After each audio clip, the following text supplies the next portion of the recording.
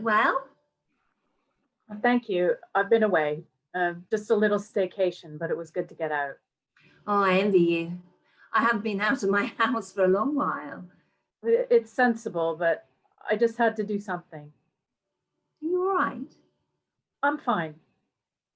Are you sure? I'm sure. Shall we start?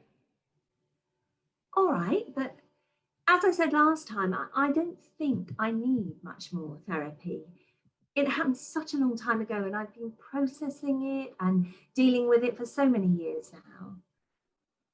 I know. I'm inclined to agree that you're coming to the end of our time together, but I want to make sure, just to be certain. A true professional. So, Mary, let's start. How are you today? How is your mental health? It's good, thank you. I woke up and I'd slept properly, which has only really started in the last year or two. I don't immediately think about him. Does that often happen? He comes into your mind. Oh, yes. But when it was before, it was painful. He'd be this old now, sort of thing. And now it's unusually comforting. I remember how he'd smile or the way he'd pronounce fishing. Fishing? Yes. Of course, his pals never put that in the Bible. But Jesus stammered awfully when he was little.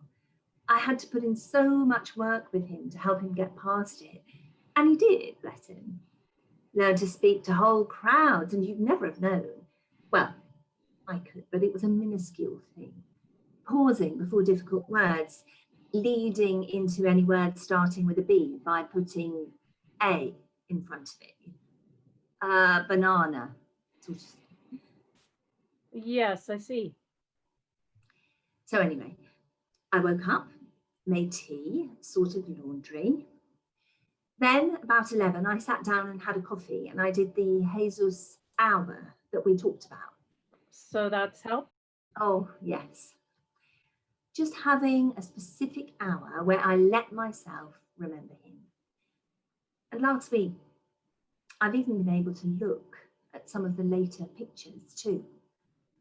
Including of his death? Yes. I mean, I'll never really be able to sit with those. That's my son up there on that plank of wood.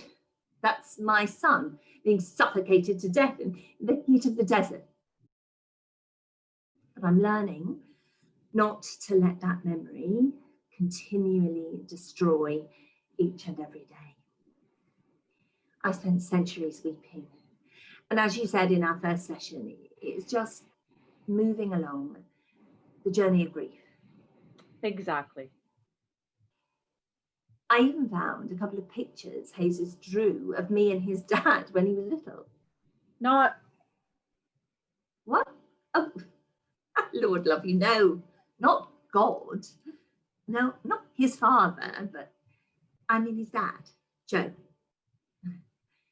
They don't mention it again in the Bible, but he was such a talented artist and so good with a pencil or a bit of charcoal, drawing quick lines that just caught us somehow, caught our energy. Oh, I didn't know. No one does. They gave me a Bible when they'd published it and expected me to be grateful, and of course I was. I mean, it was lovely of them to write down teachings and pass them on, but I couldn't help feeling that this wasn't my boy they were writing about. So full of wisdom and verging on the pompous at times, performing miracles and all of that.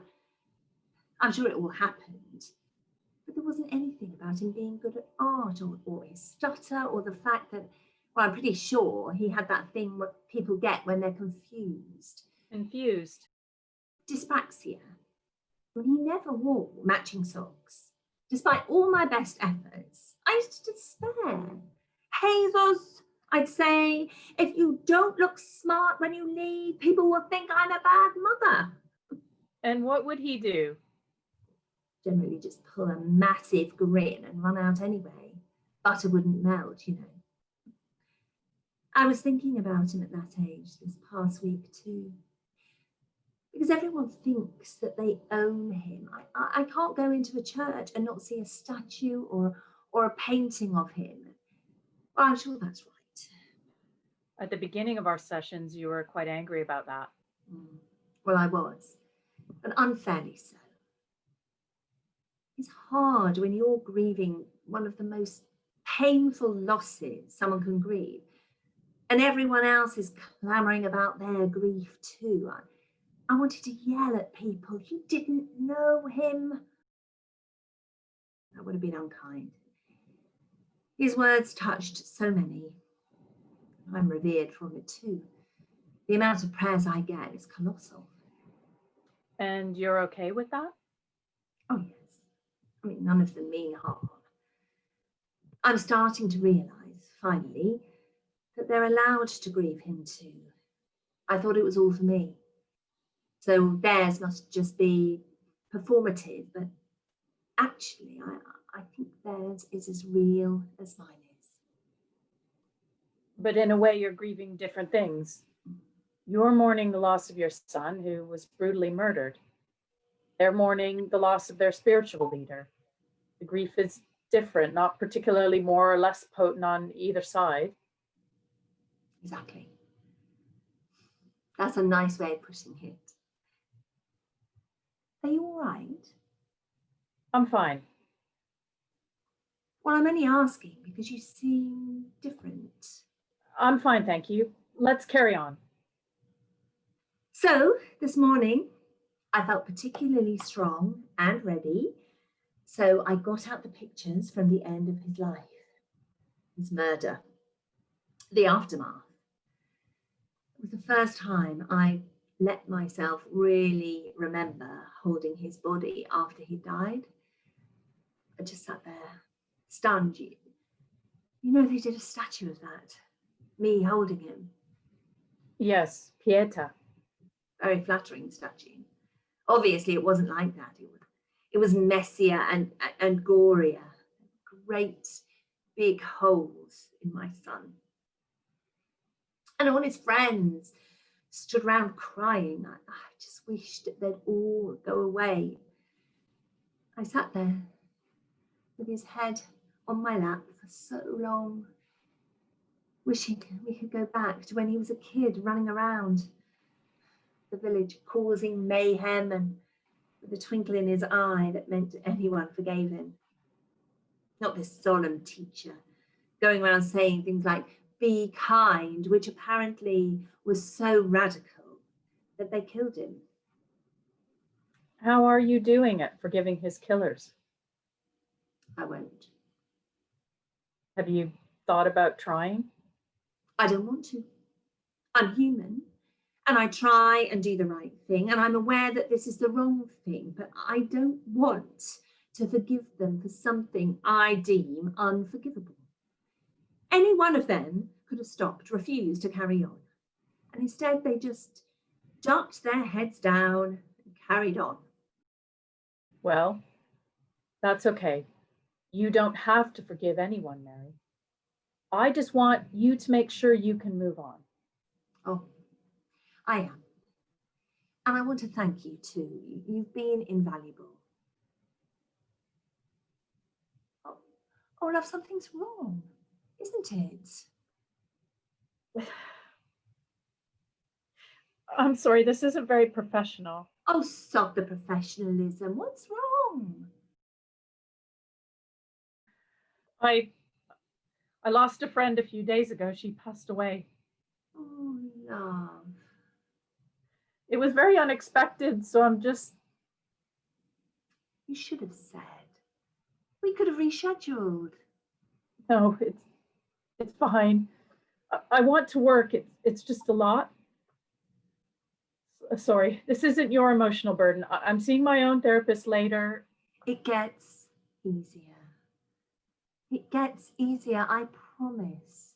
You're at the worst bit now. I'm living proof of that. You can come through the greatest loss.